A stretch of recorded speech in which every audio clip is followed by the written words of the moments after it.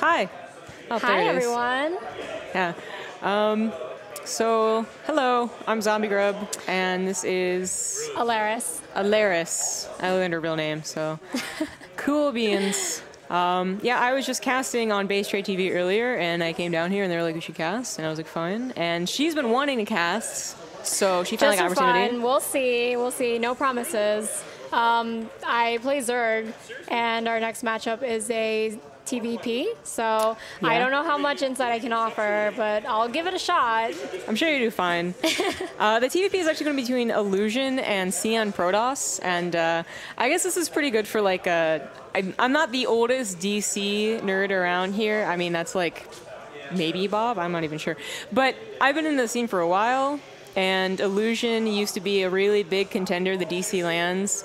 Kind of fell in love with StarCraft and whatever, but he came back because, like, why not? He still has some old pro gamer mechanics, and it's cool to be like casting him, I suppose. I never actually got to cast at one of these things. It was always Nan Man, Rip Nan Man. That's Magic the really Gathering awesome. 2016. Yeah, this is my first time at Atlanta, and it's really, really cool meeting all these guys and getting to talk about the game, which is something that I never get to do because all my friends hate StarCraft, so... What a bummer. Yeah, they all think it's a really stressful game. I don't know what they're Well, talking about. I mean, they're probably I right. have no idea but what they're talking about. That's when you tell them to, like, buck up and get over it and just get good to the game. Yeah, I mean, that's why they play LoL, right? Yeah, actually, Yeah. it's true. Talking about Hearthstone, and she was like, that's why we play, like, the bad games, and I was like, yes. What's up? I know, like, half the people watching are probably playing like Hearthstone on their monitor, and they're like, yeah, stupid Hearthstone. Click. Because what everyone does. I mean, that's what you do on your break, but why would you play that seriously? Good Right? point. We're just gonna like be basically bullshitting for a little while here, as I think they're still setting up the game. This is the losers bracket, I believe. The winner of this will face, or go on to the grand finals to face Ruff, a name that most people are familiar with. Yeah, I don't know if you guys saw earlier, but he did some really, really sick Banshee plays. I was sweating for the Zerg player that was playing against him. I can't recall which one it was. I was at lunch at the time. So, yeah. I'm not sure. I was casting, so I wasn't really paying attention. But yeah, he does a lot of air Terran. That's kind of what he's known for. And I definitely get very nervous just watching his games because I think about me in that position. Even though I'm not that good, I still definitely get intimidated. Yeah, Ruff is a very odd player. He actually streams quite a bit, so if you're into that type of odd play, then definitely check him out on Twitch. The place that we're at, if you guys are anywhere near DC, so basically we always say like DC, but this is actually in Virginia. If you're from the DC, Maryland, Virginia area, then you get that, but anyone maybe living in Pennsylvania or like North Carolina, like this place is actually really baller. The last couple of DC lands, and by last I mean for the last like 5 years, 4 years, something like that, have been this tiny place called Monster PC, which, you know, is dear to my heart, but is not exactly the best place in the world. The cave is actually pretty baller. Like, there's actually obviously a studio, so this kind of feels like a little bit reminiscent of Home Story Cup, which is pretty cool, just sitting on a couch being casual. Right. There's like a studio light in my face right now. We actually have a production person to the left of me, which is really cool. She just waved her hands. There's actually places to play Smash. Like Smash, I think they have... was this Melee up, I guess? Yeah. I'm assuming it's either Melee or Project M because my roommate, he's super into Project M, and there's a tournament every week in New York that he goes to, Oh, wow. and that's like the big one. That's the one that everybody competes with and does tournaments for. So I would assume it's that one. Cool. As well as, I think they also have like a Wii and an Xbox here too. So you can like, of course you have to pay to use the computer. It's like a LAN center, but it's like really legit. Yeah, it's super cool, and it's right across from a college, I think. Yeah, and George Mason, I think. Yeah, so it's really cool because if we had this where I went to college, like I probably would be here all the time. Where'd you go to college? I went to Parsons in New York. Oh, I don't know what that is. Yeah. It's okay. It's a designer school. Really? Yeah, you pretty much just pay for a brand name the same way you do for Harvard or Yale. You get the same education pretty much everywhere. It's just a matter of how fast you want that interview. Wow. Yeah. I went to the Arts too. That's around here, so I can kind of feel that. Awesome. Yep. So is that like fashion design or? That is like their main thing. That's what I did. But I'm more product design oriented. Like when I went to school, I did a lot of toy design. I did comic books. I did like package design. I did all sorts of stuff. So I really love that.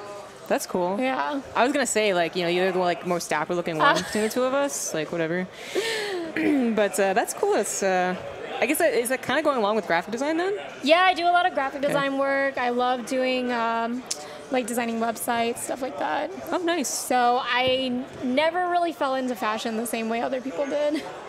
I like, as like an artist, I suppose I've always like wanted to draw my characters to look cool, but then I just like Google search like fashionable lady and then just take the picture like. I was always doing character design stuff. I have a background in illustration. Oh, nice. So people were always like, "Oh, do you want to be a designer?" And I'm like, "No, that's so stupid. Why would I want to do that? I'd love to design characters for video games and movies and you know, stuff like that." So, yeah. I wanted to be a storyboarder most of all. Oh, that'd be so cool. Yeah. It's very tedious work. Super tedious. Again, we're just like BSing while we get the game set up, so just like hold on. But this is interesting. All right, we're actually going to go into the nice. game. We're ready. Okay, I BS long enough. Awesome. So I think we're going to get in transition here. There we are. So you can see Illusion versus CNProtoss, who, believe it or not, is actually a Protoss. There's actually a guy, I think, in Europe whose name is Protoss, but he's a Zerg. Oh, interesting. It's a little deceiving, actually. Interesting. There's a lot of them. Yeah, damn. I used to have a Zergling portrait, and before these guys popped up on Legacy of the Void, people would always assume that I was Zerg, and I was actually a Terran, and I would get a lot of free wins off of that. That was always really, like, misleading for me, because I look at people's portraits more than I do their race, and all the time they'll be Zerg, and then they'll have some kind of different portrait, and then I have to go, wait a second, what race are they again? Yeah. And I always have to check. Well, we're in game. It's on Orbital Shipyard in the bottom left as the Orange Terran. He's a pretty old face in the DC community and, well, in StarCraft in general, but he's back for this specific tournament. It's Illusion. And on the top, we have CNProtoss. He's a member of Psistorms, and I definitely know his boys are rooting for him to win. Yeah. So let's see who's going to come out on top. Yeah, this is, I mean, we're at the cave, which is awesome, but let's not forget this actually all being put together by Psistorm Gaming, which is really awesome. For those of you who don't know, because I think the name by now is pretty identifiable by most StarCraft fans, but if you don't know, they're actually also based in the DMV area. That's not Department of Motor Vehicles, that is DC, Maryland, Virginia. But they put it all together. They got a nice prize pool for this too. I mean, that's honestly most of the reason why Illusion came back. He was like, $1,000? I wonder if my pro gaming skills will actually come back to me in time to win this. Yeah, I think that's what's motivating a lot of people to come out, because they're also offering smaller prize pools for divisions like Bronze Silver, Gold Platinum, Diamond Masters. So anyone who got the furthest in those divisions, they also get a small prize. I think it's somewhere around $50. Yeah. But it's definitely something that motivated me to come out and just try my luck. Yeah, that's really nice. I mean, honestly, after so much casting of like just professionals, it feels nice to go back to DC land where there are actually, especially like again now with the smaller prize pool, there's whole prize pools for the lower leagues. It's really awesome to see. I think there's even a prize pool for Archon mode matches, which is pretty cool. We already have the Protoss doing something a little bit Protoss-y. Probably a proxy Stargate. There it goes down. We're using the WCS interface. That's why I'm not used to it. I'm like, where's the production tab? Yeah, I was looking at so. Game Heart best overlay, right, guys? This is such a bad map for Zerg, but for TVP, I know it's definitely very favored. I watch a lot of GM Terran players, and it seems like this is the map that they always play on. It's such a standard map, you know, like Terrans love the ability for Reapers to jump up and down, and that's actually a recent complaint, I suppose, that David Kim brought up in his balance updates about the maps. They actually considered reducing the ability of the Reapers to jump up on this map specifically. They're going to get rid of some of the terrain issues, but I don't know, like, it's not really a complaint in TVP. Mothership pretty much takes care of the Reaper fine. TVZ, it can be a little bit annoying, but I don't know about that. We finally have the Oracle on the way. It's about halfway done, and I don't think Illusion really has any idea what's happening. He does have a 1/1/1 basically coming out right here, but I don't think he got a Widow Mine or anything like that, so he's not really going to be set up for this. He will have enough Marines, I think. Actually, there's only 4, so not quite, especially if they take on this Adept. They do need 6 to take on an Oracle, or the Cyclone needs to be out. And the Cyclone is on the way, but that Oracle, I believe, is hitting the natural right now, so totally not ready, and that is a lot of damage already. And he's going to go to the main. Yep, free pickings. Oh, man. Those SCVs, they had families. What are they going to do now? Well, their family's still alive. They just aren't. Oh, that's true. So the Cyclone's out, and they'll no longer... You won't be able to take damage from one Oracle anymore, but believe it or not, as Protoss as it is to do a proxy Stargate, you can go a little bit more Protoss. You can go up to 2 or 3 Oracles, actually, and take on a Cyclone, believe it or not, because Cyclones are kind of flimsy. But with the Marines also protecting it, that's not really going to be the case. I think that Illusion, yeah, he's going to pick up those Marines. The Cyclone should cover him, as long as there are any more Oracles, and there's not. A Widow Mine is also on the way, so that's going to take care of Oracle, Warp Prism, anything back at home. He's pretty safe too now. Not to see what the drop can do. Unfortunately, they're going to be stimless Marines, so they're not going to be able to do that much damage in a short period of time. I think he'll be fine, though, because CNProtoss doesn't really have too much. He has those 2 Stalkers, which isn't really going to take down that medevac. But not too quickly, no. Yeah, he's definitely going to scout this drop coming. That does suck for Illusion, and honestly, even if the Oracle did not scout it, the Oracle plus the Blink Stalkers plus the Mothership Core just got out would have taken care of the Marines. Oh, absolutely.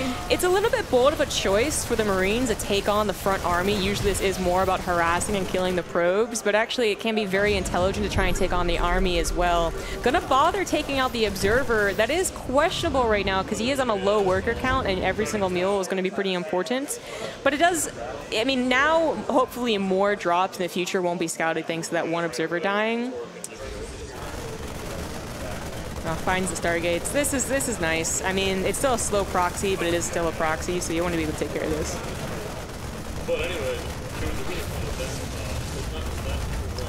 The Blink upgrade is on the way, so it's going to be Blink, actually armor, not attack, with those Immortals.